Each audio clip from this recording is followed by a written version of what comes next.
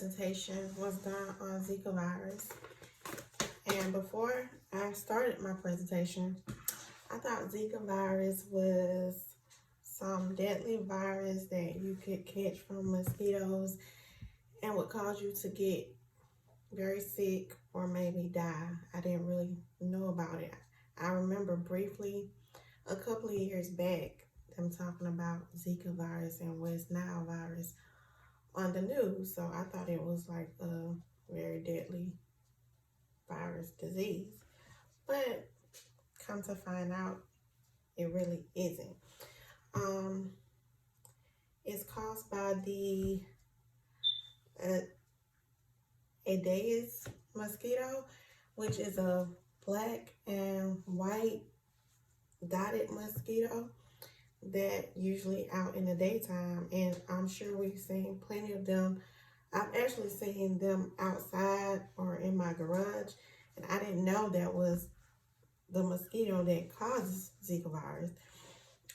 They're mostly out in the daytime. The female mosquito is the one that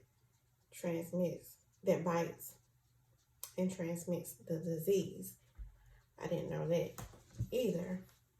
So Zika virus is a mosquito-borne flavivirus belonging to the flavivirus genus and the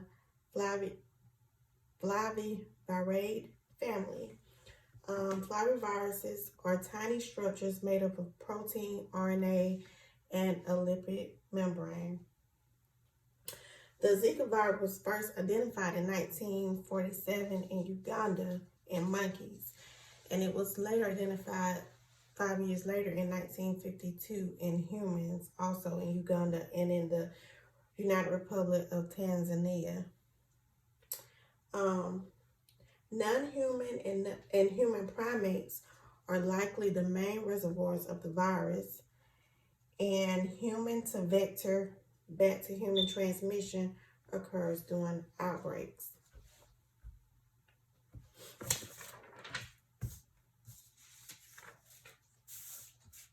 And the Zika virus is commonly found in areas of the world where the mosquitoes are dominant, maybe.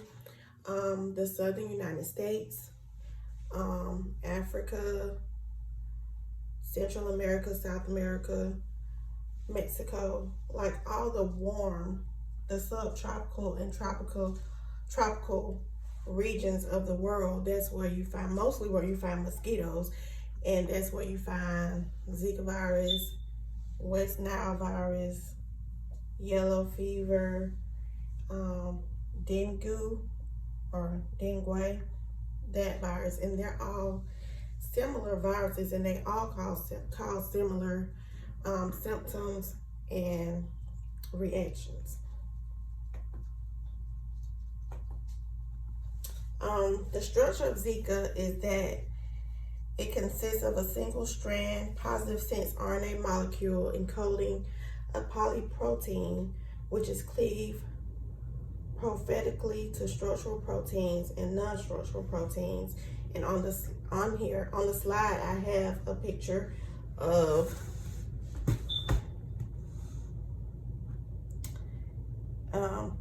the bacteria, as you can see, and it's an envelope virus. It has an envelope around it. And the life cycle of Zika virus is that first it is found in monkeys. It's a virus that's found in monkeys, and the monkey may get bitten by a mosquito. The mosquito then goes on to bite a human, and that causes the human to be infected with the Zika virus. That human is being bitten by another mosquito that has Zika inside of it, and it goes on to bite another human and transport the virus back to another human. Um, Ways you can contract Zika, as I stated, from it's transmitted from the bite of an infected mosquito. Um,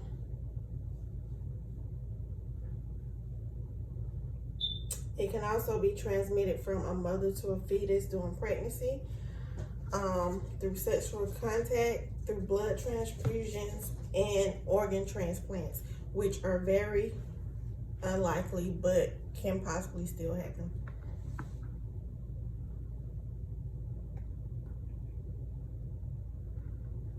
How does Zika infect cells?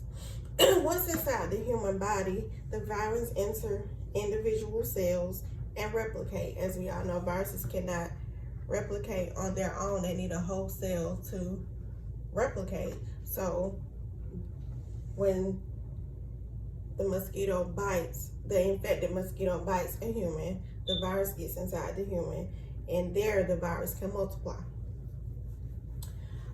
Inside the cell, the RNA genome of the virus is released into the cytoplasm of the cell.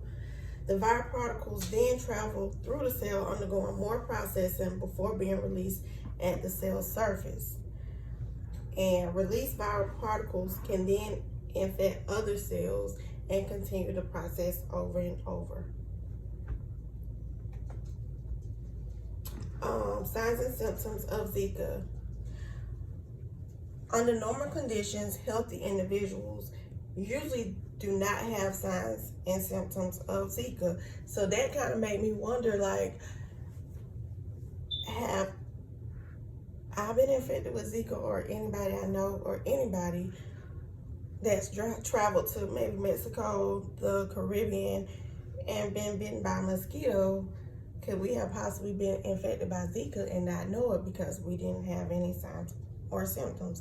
Because most of the time, infected people are asymptomatic, or they have mild symptoms such as fever, a rash, redness of the eye, muscle pain, or headache, and you can just write that off as a virus, or, oh, I got a little bug, and it could may as well be Zika. In some rare cases, Guillain-Barré syndrome has been reported in patients following a Zika infection. Guillain-Barré is a paralysis, a type of paralysis of the body. I had it on my notes. It's a neurological syndrome that causes an autoimmune syndrome that causes paralysis, which is temporarily lasting weeks or a few months, and it's been a report of increased cases associated with Zika viruses. So it's still under investigation, but it's still a risk that you could possibly get Guillain-Barré syndrome if you've been infected with Zika virus. The main concern with Zika is with a pregnant mother passing it on to her baby. It is known to cause microencephaly and other fetal brain defects in infants. Microencephaly is where the baby is born with an extremely small head proportion to the body, and other brain defects.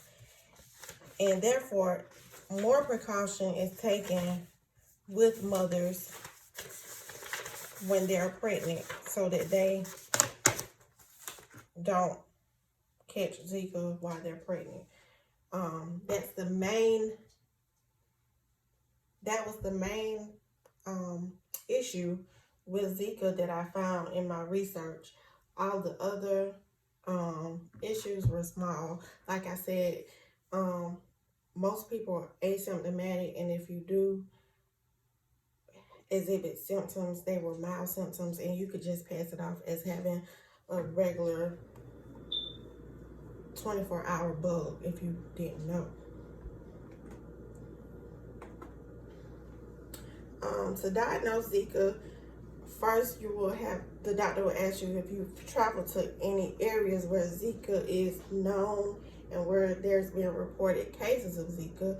And if so, then the doctors will take the necessary steps. If you show any signs and symptoms, they obtain blood and urine samples. They do serological testing to see if you've had any antibodies against Zika in your body, which means that you've encountered the virus and your body fought it off.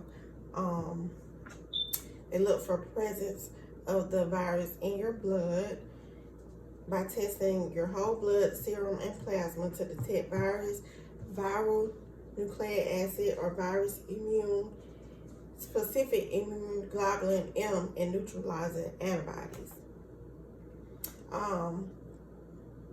Because there are no major symptoms with Zika, there is no specific treatment or medicine that you take for Zika. Basically you're treating the symptoms. You're treating if you have fever, if you're dehydrated, for pain, you're taking Tylenol, no aspirin or NSAIDs,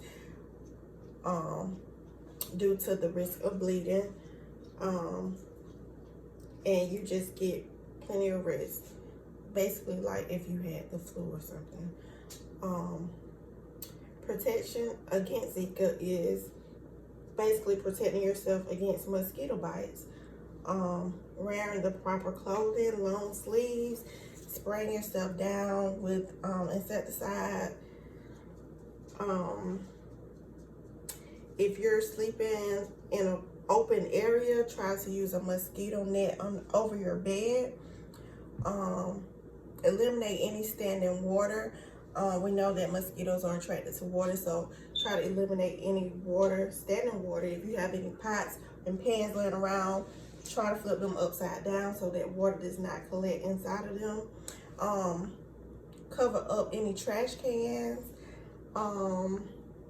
Anywhere that a mosquito can breed, where you can have standing water. Try not to have holes in your yard so pools of water can collect inside them.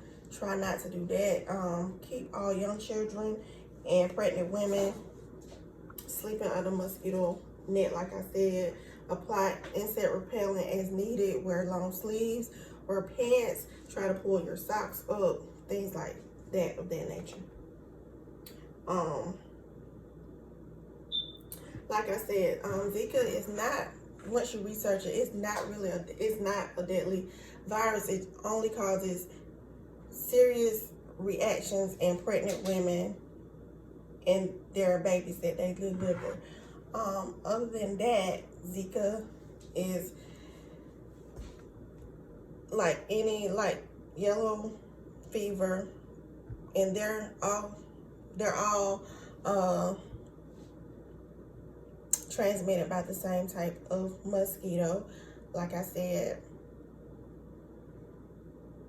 And that is all. Thank you.